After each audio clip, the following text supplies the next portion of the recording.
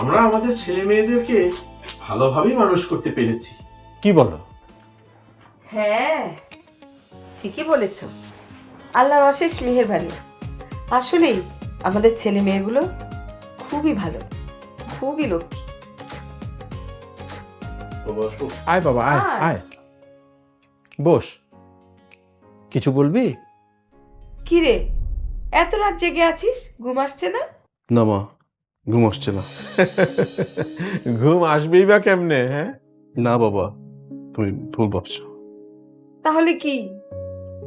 মা, বিয়ের পর আমার বউকে নিয়ে নতুন বাসাতে আমি থাকতে চাই না মা। আমি তোমাদেরকে চা থাকতে পারবো না। পাগল ছেলে আমার। এই কথা। আচ্ছা ঠিক আছে, যা এখন ঘুমানে যা, এটা পরে চিন্তা করে দেখা যাবে। যা ঘুম।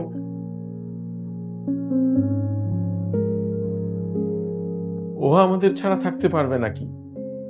আমি তো ওকে ছাড়া থাকতে পারবো না, পাগল হয়ে যাব।